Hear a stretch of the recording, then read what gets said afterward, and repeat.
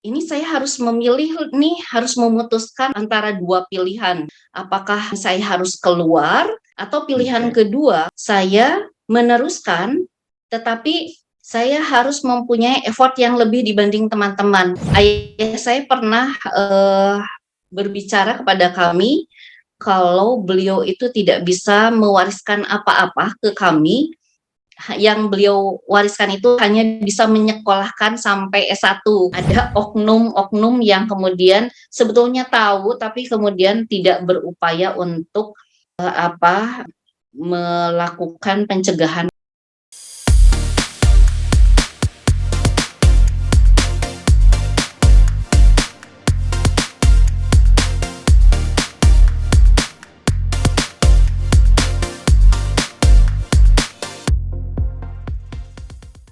Podcast Cinta MIPA kali ini menampilkan seorang pembicara di bidang biologi dan ekologi. Ana Widiana, profesi, Ketua Profesi Jurusan Biologi Fakultas Sains dan Teknologi UIN Sunan Gunung Jati, Bandung. Bidang ilmu, biologi, ekologi. Tempat tanggal lahir, Bandung 5 Maret 1970. Perjalanan pendidikan Teh Ana dimulai di MIPA Unpad, di mana ia memperoleh gelar sarjana S1 dalam bidang biologi pada tahun 1994. Dengan semangat untuk terus meningkatkan pengetahuannya, ia melanjutkan pendidikan Magister S2 dalam bidang biologi di SITH ITB pada tahun 2007. Tidak berhenti di situ, Teh Ana kemudian menyelesaikan program Dr. S3 dalam bidang biologi di SITH ITB pada tahun 2015. Sebagai seorang pendidik, Teh Ana memiliki pengalaman mengajar yang berharga. Dari tahun 1995 hingga 2007, ia mengajar berbagai mata kuliah seperti biologi umum, silvika, dan silvikultur di program manajemen hutan Unwim Bandung. Sejak tahun 2007 hingga saat ini, Teh Ana telah menjadi dosen yang berdedikasi di UIN Sunan Gunung Jati, Bandung, di mana ia terus menginspirasi mahasiswa melalui pengajarannya. Keahliannya meliputi mata kuliah seperti biologi dasar, ekologi hewan, ekologi komunitas, ekologi hutan tropika, ekologi terestrial, dan primatologi. Keahlian, pengalaman, dan dedikasi Teh Ana Widiana sebagai seorang pembicara mengilhami orang lain dalam bidang biologi dan ekologi. Mari kita simak obrolan Cinta MIPA bersama Teh Ana Widiana dengan judul Dari Benci Menjadi Cinta, Kisah Perjalanan Menjadi Seorang Ahli Biologi. Assalamualaikum warahmatullahi wabarakatuh. Akang Teteh alumni MIPA, juga Akang Teteh yang menyaksikan podcast pada malam hari ini. Alhamdulillah kita berjumpa kembali dalam podcast Cinta MIPA, cerita interaktif alumni MIPA Unpad, yang pada malam hari ini seharusnya seperti biasa hostnya itu adalah Kang Nandar, tapi sehubungan beliau sedang melakukan bisnis trip, hari ini saya pandu bersama saya Budi Cahyana.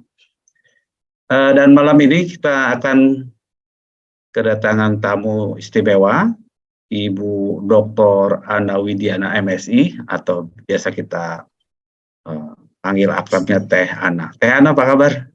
Assalamualaikum, ya. Teh Ana. Waalaikumsalam. Alhamdulillah sehat.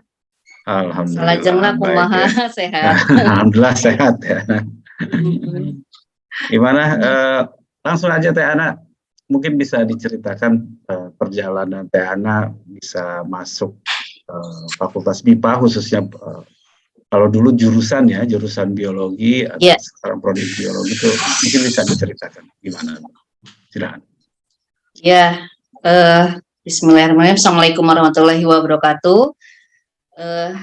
Terima kasih terlebih dahulu nih ya, sudah diberikan kesempatan untuk bisa mengisi acara podcast malam ini. Sebetulnya saya rada nggak pede gitu ya mengisi podcast ini, karena kalau lihat yang mengisi podcast sebelumnya itu, waduh, orang-orang hebat di bidangnya gitu ya.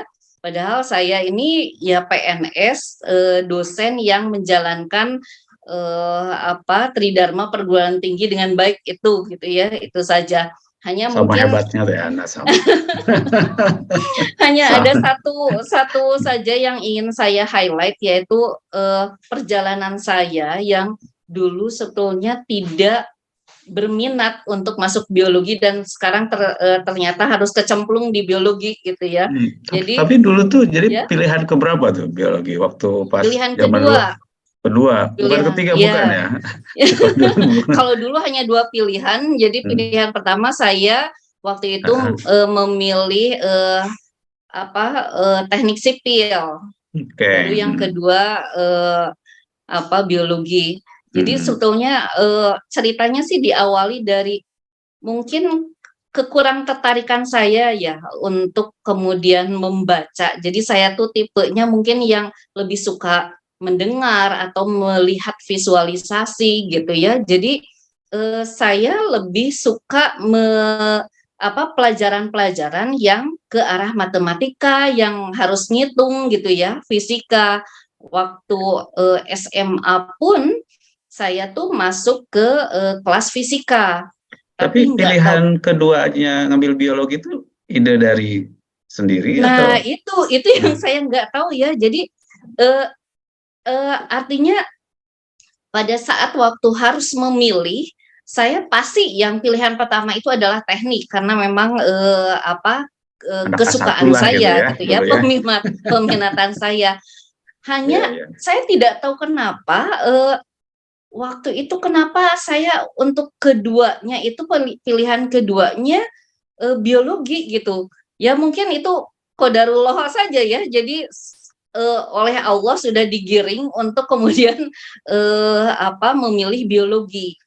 Nah, kemudian perjalanan yang agak menyulitkan itu setelah saya masuk biologi karena Di mana? ya tadi Kesulitannya di mana?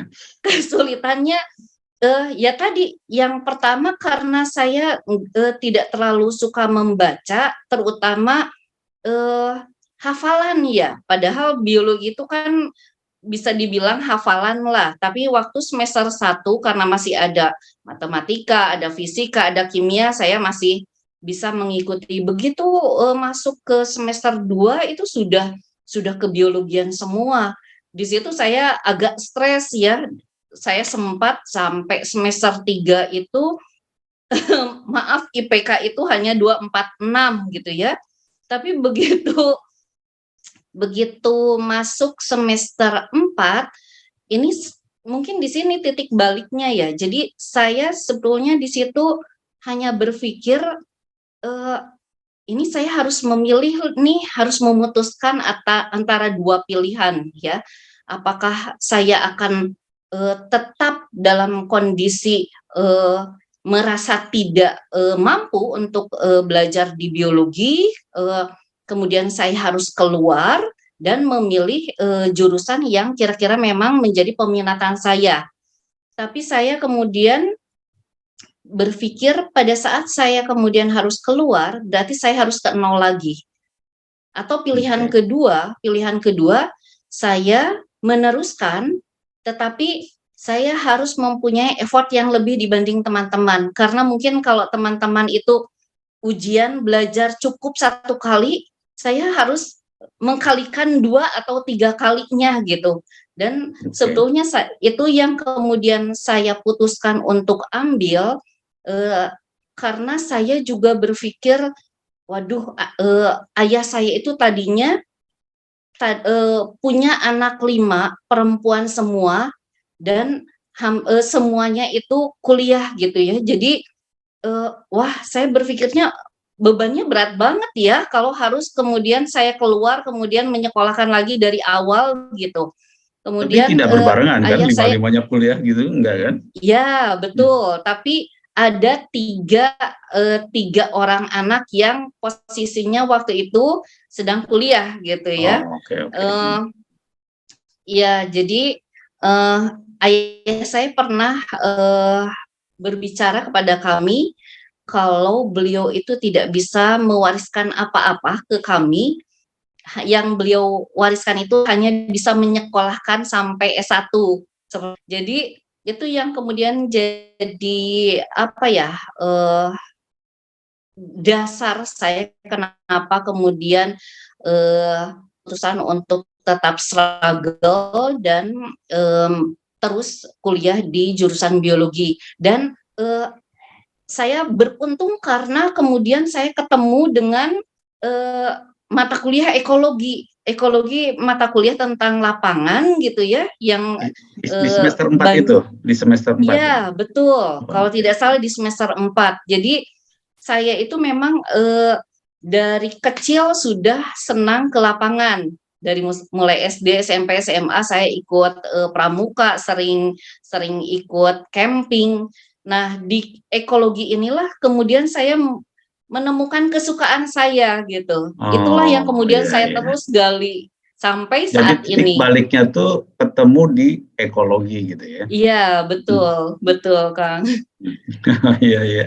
Ya, ya Terus itu emang mungkin apa ketertarikan di ekologinya tuh apanya sih sebenarnya? Selain soal tadi misalkan senang ke lapangan gitu ya. ya, kalau untuk saya ekologi itu lebih banyak bagaimana kita menganalisis lingkungan gitu ya. Jadi bukan sesuatu yang harus dihafalkan gitu, tapi Mhm. bagaimana kita bisa menganalisis lingkungan, permasalahan-permasalahan di lingkungan, kemudian kita pecahkan secara akademis gitu, secara teoritis itu. Jadi Oke. itu yang lebih membuat saya menyukai ekologi gitu. Oke, nah ketika mulai tertarik ya ke bidang ekologi karena tadi salah satunya yang Teh Ana suka adalah menganalisis masalah lingkungan. Ya, Pas di semester 4 itu, sehingga menimbulkan titik balik dari tadinya nggak suka biologi menjadi suka itu menganalisis apa? Lingkungan apa? ya, sebetulnya tidak Secara langsung hmm, tidak langsung menganalisis lingkungan, hanya pertama yang memang diperkenalkan adalah bagaimana kita mengenal organisme yang ada di lingkungan. oke, Kemudian kita diajak melihat permasalahan-permasalahan yang ada di lingkungan, misalnya tentang polusi udara, penyebabnya apa, kemudian kita sebagai biolog itu harus bisa seperti apa untuk berkontribusi. Nah, itu yang kemudian membuat saya eh, apa ya eh, harus berpikir, harus menganalisis gitu. Tapi tetap dasarnya kemudian saya harus melihat konsep-konsep ekologi untuk kemudian bisa diterapkan di dalam penyelesaian permasalahan lingkungan seperti itu. oke. Iya, Jadi di situ ya ketemu titik iya baliknya betul. setelah 4 semester ya. Iya, Iya, iya, iya. Ya, Ana, eh, lingkungan kan memang isu isu lama ya. Isu iya, lama di setiap bahkan di Bandung sendiri sekarang kan gencar tuh ada program namanya eh, Ciliwung Citarum Harum gitu iya, ya. Ya, betul. itu kalau dari perspektif ekologi sebetulnya dari sekian masalah-masalah lingkungan yang ada yang paling kalau kita bicara konteks Indonesia atau Jawa Barat khususnya yang paling bermasalah di Indonesia itu masalah apa ya? Oke, mungkin saya tarik mundur dulu ya. Kalau ekologi itu kan ilmu yang mempelajari tentang interaksi antara satu organisme dengan organisme yang lain ataupun organisme dengan lingkungannya. Nah, Oke. di sini kita kemudian eh, melihat suatu permasalahan bukan hanya sekedar masalahnya apa, tapi kenapa masalah itu muncul. Dan Oke. kebanyakan terutama di Indonesia yang menjadi permasalahan lingkungan itu adalah manusia karena manusialah yang mempunyai kontribusi yang paling besar dalam merusak lingkungan seperti itu. Kan tadi masalahnya manusia ya, Teh Ana. Maaf ya, ya Ya, memberi kontribusi kerusakan lingkungan terbesar itu apa karena jumlahnya sangat banyak gitu soal kepadatan penduduk atau oke. memang karena dia Ya, soal kesadaran akan lingkungannya yang rendah atau karena pengetahuan atau apa sih yang Teh Ana biasa betul. temukan? Ya, ya. Sebetulnya permasalahan terbesar yang dihadapi lingkungan yaitu kurang sadaran manusia terhadap pentingnya lingkungan. Karena apapun nih aktivitas manusia yang dilakukan itu pasti ada kontribusinya ke lingkungan. Ya, jadi seperti misalnya tidak bisa dipungkiri bahwa kita membutuhkan kendaraan. Tetapi pada saat kemudian kendaraan tersebut banyak terdapat di di jalanan, dengan kemudian manusia tidak terlalu berpikir bahwa kemudian kendaraan itu mengeluarkan bahan pencemar, polutan, dan kemudian tidak menyadari bahwa polutan itu sebetulnya bisa dibantu dengan misalnya keberadaan pohon-pohon pinggir jalan. Nah, itu kadang-kadang manusia tidak sadar akan itu gitu. Begitupun dengan pemanfaatan sumber daya alam hayati, ya, karena untuk masalah konservasi juga kan sebetulnya ada 3 kegiatan konservasi, yaitu perlindungan, pengawetan, dan pemanfaatan. Jadi artinya bukan berarti mengkonservasi sumber daya alam hayati itu tidak bisa dimanfaatkan, tetapi bagaimana kita bisa memanfaatkan sumber daya alam hayati secara berkelanjutan. Dengan cara apa? Ya dengan cara misalnya dengan kalau kemudian menebang pohon, cari pohon yang memang seharusnya memang sudah ditebang dan di lokasi yang tidak di daerah-daerah atau lokasi area-area yang memang secara aktif dikonservasi. Kemudian juga pada saat setelah ditebang kan artinya harus diregenerasi supaya kemudian ketersediaannya masih ada di masa yang akan datang. Tadi kan terutama kurangnya kesadaran manusia lah akan pentingnya bahwa kan seluruh makhluk ini kan saling berinteraksi ya. Iya. Nah, tapi kalau secara ilmu kan sebelum sampai pada tingkat kesadaran atau tahapan-tahapan untuk mencapai tingkat kesadaran itu dari pandangan seorang ahli ekologi itu seperti apa gitu untuk mencapai ke sananya gitu.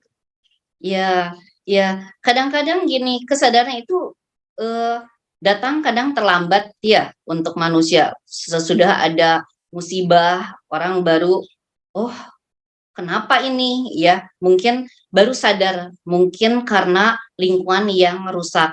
Tetapi kalau saya pribadi, kesadaran itu bisa dilakukan dengan misalnya nih ya, saya berpikir bahwa untuk bisa mencapai sesuatu sekarang tidak bisa dilakukan hanya satu pihak saja. Perlu ada kolaborasi antara satu pihak dan pihak lain, yang terutama itu mereka saling terkait kebutuhannya dan tujuannya, memiliki tujuan yang sama.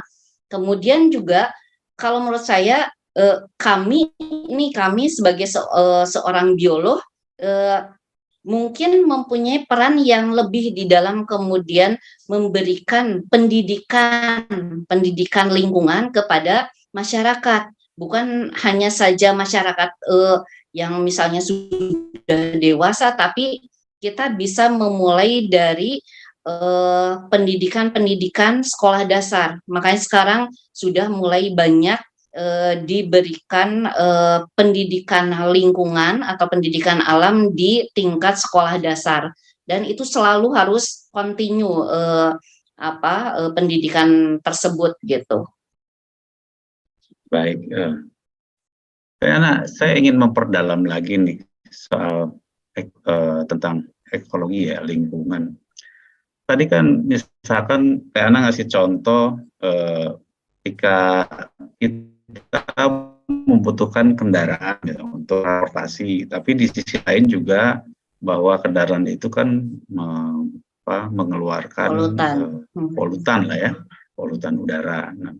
Nah, kalau selama ini di kalangan akademisi ini, bagaimana itu sampai memang sih sekarang di kalangan industri kan ada standarnya tuh mulai dari Euro 1, Euro 2, Euro 3, Euro 4 gitu ya. Nah, kalau apa sih kontribusi dari para ahli ekologi itu untuk paling tidak memberikan bukan warning ya, semacam ke pengambil kebijakan bahwa misalkan untuk di Jawa Barat ya, karena jumlah kendaraannya sudah mencapai sekian juta kendaraan, misalkan harus standarnya Euro 4 gitu atau Euro 5 gitu. Itu gimana tuh?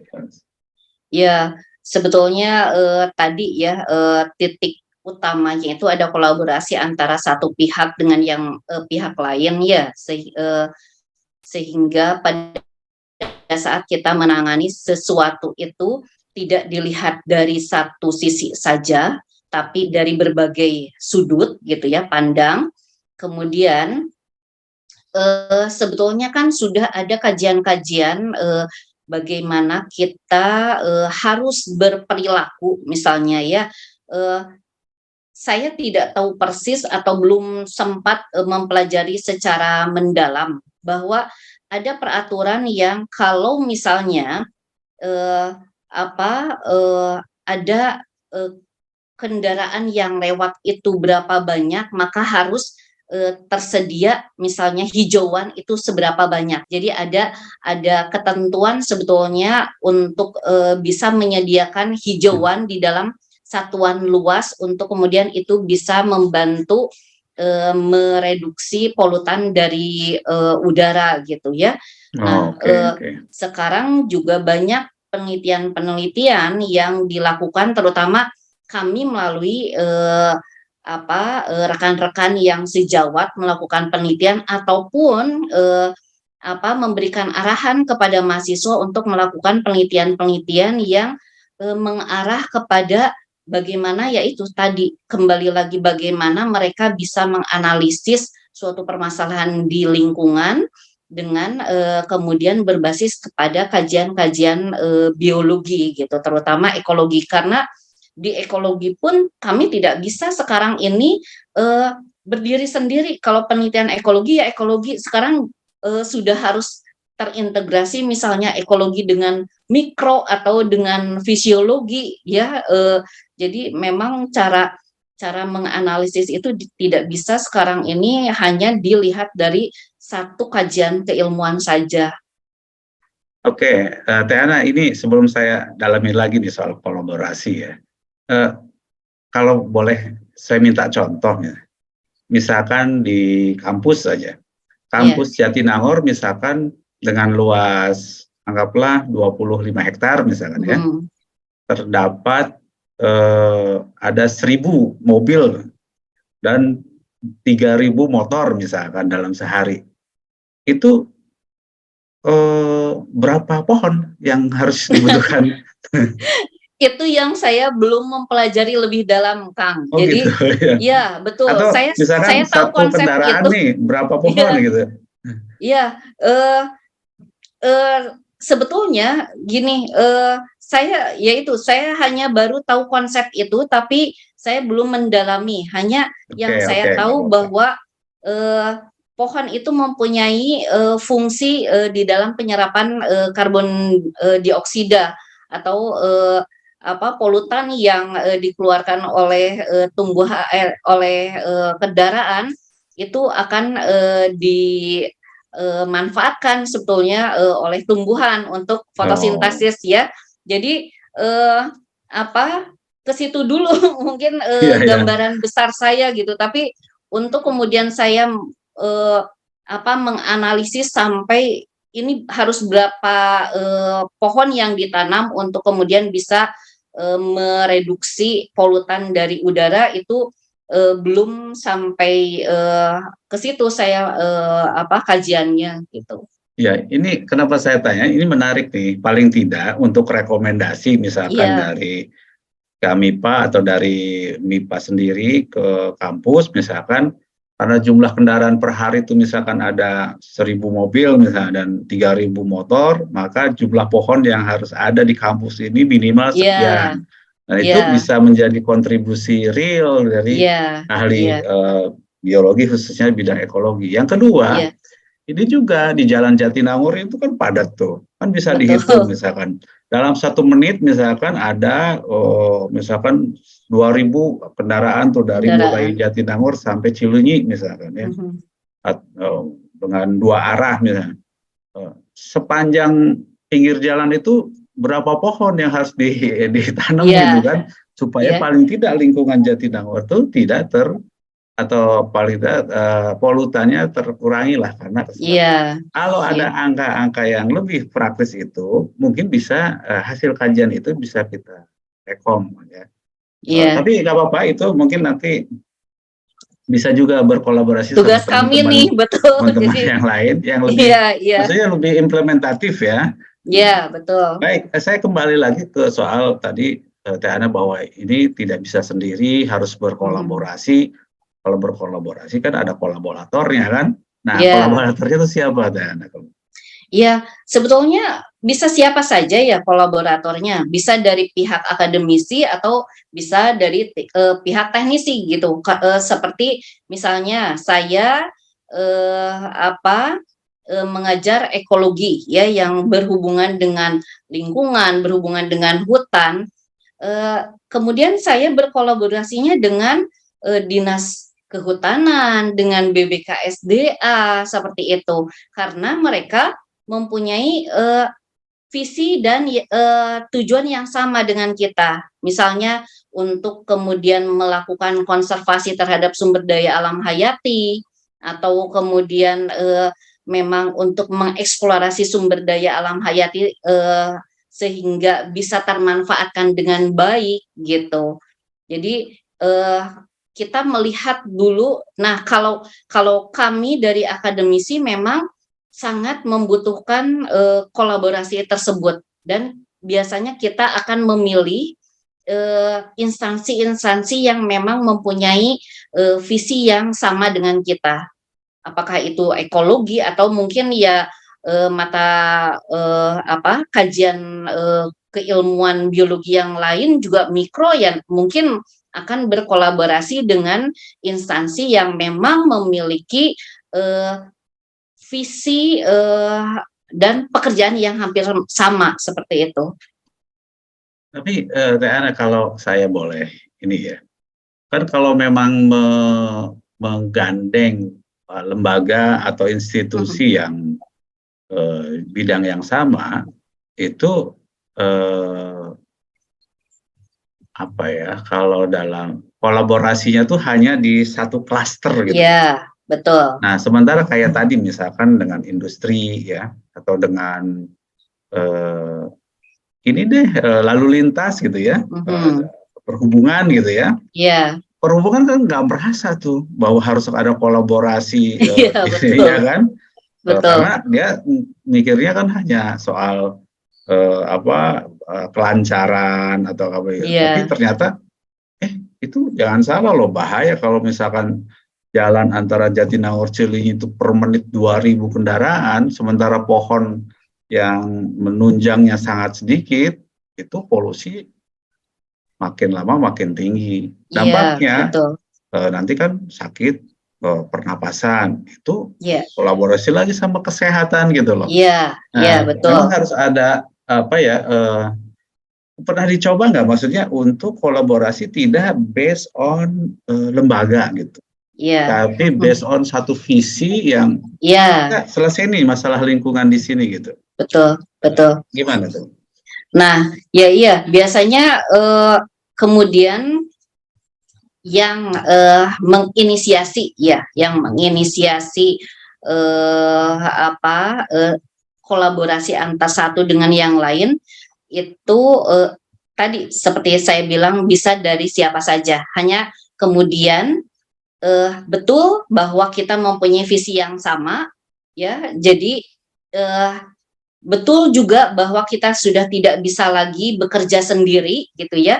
Kalau kemudian tadi saya bilang saya banyak bekerja sama dengan BBKSDA, dengan kehutanan, tapi itu pun tidak kemudian berhenti bahwa yang di didiskusikan, yang kolaborasikan itu hanya bidang keekologian, tidak gitu. Karena ya tadi untuk memecahkan suatu permasalahan di lingkungan, mungkin kita membutuhkan pertimbangan-pertimbangan ataupun bantuan dari kajian keilmuan yang lain, bukan hanya saja dari kebiologian, tapi mungkin juga dari fisika, dari kimia, karena kan di lingkungan itu banyak sekali faktor fisik dan kimia lingkungan yang pengaruhi. Jadi tidak bisa hanya dilihat dari kebiologian gitu. Jadi itulah yang kami yang membuat kemudian kolaborasi itu bisa terbentuk antara satu dengan yang lainnya pada saat kemudian semua melihat bahwa untuk memecahkan permasalahan ini dibutuhkan beberapa kajian. Jadi beberapa pihak yang kemudian harus terlibat. Baik. Tiana, saya ke pertanyaan berikutnya nih. Dari beberapa kajian atau penelitian yang sudah Tiana lakukan tentang lingkungan atau ekologi, kajian apa yang menurut Tiana yang paling menarik gitu ya, atau paling relevan dengan kondisi saat ini? Oke, mungkin kalau saya pribadi waktu penelitian S3 saya itu sebetulnya pertama kali adalah bagaimana kita bisa merevitalisasi lahan gambut 1 juta hektar yang ada di Kalimantan Tengah. Kalimantan, oke. Iya, jadi kan karena lahan gambut di 1 juta hektar itu salah pengelolaan kemudian menjadi terdegradasi, saya mencoba untuk mencari jenis tumbuhan lokal yang itu dia bisa ditumbuhkan di area terdegradasi, artinya dia mempunyai karakteristik yang tough gitu untuk hidup di area yang kritis gitu ya. Dia merupakan tanaman lokal dan nanti pada saat kemudian itu dibudidayakan kita tidak perlu kemudian mengambil kayunya. Jadi non timber spesies yang kemudian yang diambil yang dipanen itu bagian dari si pohon tersebut. Nah, saya menemukan waktu itu melaleka kayu putih. Jadi jenis kayu putih di sana yang sebetulnya di sana itu sebagai tanaman liar. Jadi mungkin penduduk setempat tidak menganggap itu sebagai sesuatu yang bisa menghasilkan. Nah, kemudian saya ambil anakannya dari alam, kemudian saya coba untuk tanam di lahan 1 juta hektar itu ya, dengan membuat demplot yang ukuran kecil. Saya ingin melihat apakah kemudian si tanaman tersebut mempunyai toleransi yang cukup tinggi enggak untuk kemudian bisa tumbuh di situ. Dan ternyata bisa tumbuh di sana. Nah, pada saat kemudian itu sudah tumbuh, artinya kan masyarakat itu bisa memanfaatkan si daunnya untuk kemudian jadi bahan dasar minyak kayu putih. Tetapi karena di sana belum dimanfaatkan, jadi saya kemudian beralih ke daerah Jawa Barat untuk melihat bagaimana sih si kandungan kalau dalam kayu putih itu mungkin sineol yang dilihat atau eukaliptol, itu saya bandingkan sebetulnya eukaliptol atau sineol di tanaman kayu putih yang ada di Kalimantan dengan yang ada saya ambil di Jatimungkul, Indramayu, itu ternyata kandungan sineolnya itu jauh lebih besar yang di Kalimantan. Tapi memang betul karena di Kalimantan itu kalau misalnya tumbuhan kan, kalau tumbuhan itu hidup di area yang kemudian kritis, dia dia akan menghasilkan metabolit sekunder yang cukup tinggi gitu ya.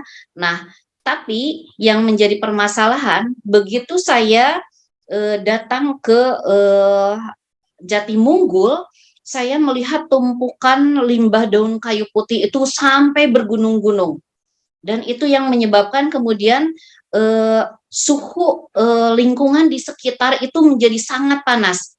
Waktu itu saya ukur itu sekitar 37-an ke atas, 37 derajat. Oh, itu Jadi karena uapnya atau apa? betul, karena kan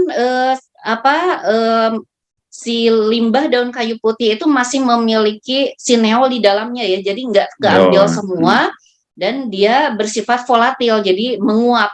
Itu yang kemudian menyebabkan si panas itu naik ke lingkungan. Nah, saya jadi berpikir, aduh, gimana ya caranya mengurangi si limbah ini gitu. Nah, dari situlah saya kemudian melakukan penelitian-penelitian sampai saat ini. Jadi bagaimana kemudian mencoba si limbah daun kayu putih itu dimanfaatkan sebagai pakan ternak gitu ya, dengan berkali-kali penelitian gitu, dan juga mencoba membuat si limbah daun kayu putih itu sebagai pupuk untuk pertumbuhan tanaman sayuran. Nah, sebetulnya ya itu, jadi kajian yang menarik untuk saya, bagaimana kita bisa membantu mengurangi polusi dari udara, atau bagaimana kita bisa mengurangi limbah dari lingkungan. Tapi selama ini juga saya juga penelitian ke betul-betul ekologi, jadi saya sempat penelitian tentang surili dan juga tentang elang. Saya coba bagi dua tadi penelitian Mbak Ana tadi. Pertama kan yang di Kalimantan ya. Ya. Yang Mbak Ana mencoba mencari untuk mengatasi lahan yang terdegradasi itu, mencari tanaman yang tepat kan. Iya. Yang tanaman yang tepat, kemudian ketemulah pohon kayu putih lokal ya, kayu putih Kalimantan, dan ternyata cocok gitu ya. Iya. Nah, itu sampai sejauh mana keberhasilannya untuk mengatasi lahan gambut di sana? Sebelum nanti saya lebih dalam ke yang bagian kedua yang di Indramayu ya. Oknum yang kemudian sebetulnya tahu tapi kemudian tidak berupaya untuk melakukan pencegahan. Sekarang sudah tidak bisa lagi melihat konservasi itu hanya dari kepentingan si lingkungan saja, tapi kita juga harus melihat dari segi sosial dengan ekonominya. Kalau kemudian teman-teman itu cukup satu kali menghafal, saya mungkin harus 2 kali menghafalnya.